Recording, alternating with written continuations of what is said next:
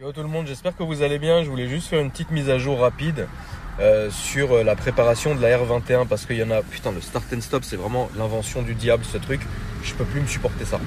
Il y a beaucoup d'entre vous, non de cesse la famille, alors que je le répète assez souvent, de me demander où en est la préparation sur la R21 Turbo. Vous m'avez regardé frérot, je suis pas préparateur automobile. La voiture n'est pas dans ma cour sur chandelle avec le moteur sorti, donc c'est pas moi qui travaille dessus. Ça, je pense que jusqu'ici tout le monde l'a compris. Maintenant, il faut aussi comprendre que c'est une ancienne voiture et que ça fait à peu près une éternité qu'il n'y a plus vraiment des prépas qui se font sur ce genre de voiture. Donc du coup, ça prend évidemment beaucoup de temps. Ça prend du temps parce que certaines pièces doivent être refabriquées. Ça prend du temps parce que le préparateur en question a aussi d'autres chantiers. Il ne travaille pas exclusivement sur cette voiture, sinon il ne pourrait pas se payer à bouffer et payer son loyer et compagnie. Vous pouvez le comprendre, c'est normal. C'est pas parce que c'est la voiture d'Akram que le gars va arrêter toute sa vie pour se concentrer sur la voiture. Ça, c'est dans un rêve et ce n'est pas dans la réalité. Et ça, évidemment, je le comprends. Et je pense qu'il faudrait que la majorité de vous le comprennent. Ensuite, il faut aussi savoir que sur ces voitures-là, c'est pas simplement juste une reprog. Donc tu branches pas...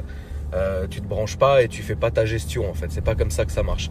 Là il y a vraiment beaucoup de pièces, beaucoup de pièces mécaniques, purement et simplement mécaniques, parce qu'on le rappelle, le moteur a été vraiment ouvert, a été descendu, a été sorti de la voiture, etc. et remonté entièrement. Ça prend vraiment du temps. En plus de ça, il y a certaines pièces où les gens, c'est la crise sanitaire, et il y a certains garages ou quoi que ce soit, ou certains fournisseurs qui vont travailler malheureusement pour eux au ralenti. Donc tout ça rajoute du temps. On n'est pas simplement dans GTA où tu rentres ta voiture chez Los Santos, frérot, t'appuies sur un bouton et la voiture sort préparée. C'est pas la réalité.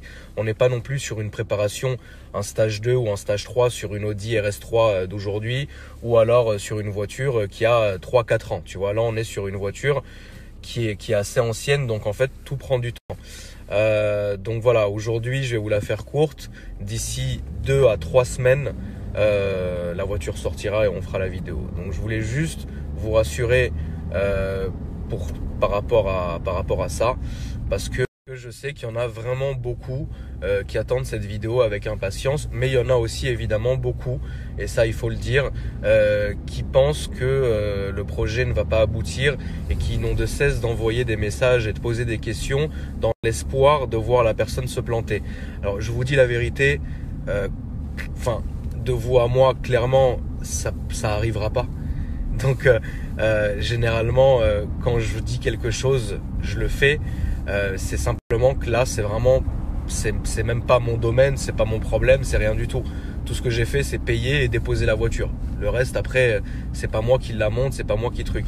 Mais vous devez aussi comprendre que le préparateur, il a aussi des chantiers à côté qui sont plus rapides que celui-ci, et il peut pas non plus aller plus vite que les fournisseurs qui n'envoient pas les pièces. Donc rassurez-vous la famille. Je sais que la majorité d'entre vous sont une fois par semaine depuis des mois maintenant. J'ai juste envie de la filmer et que ça dégage. Voilà la famille. Malheureusement, je sais pertinemment que sur une story, il va y avoir pas tout le monde qui l'a vu.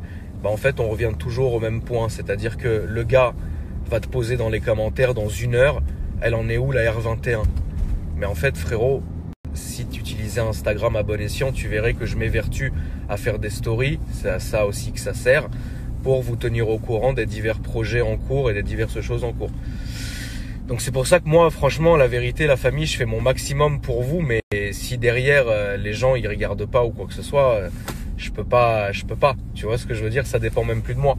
Donc voilà, passez un bon dimanche ensoleillé. En plus, on a de la chance, ça fait plaisir. Et moi, je vous dis à demain.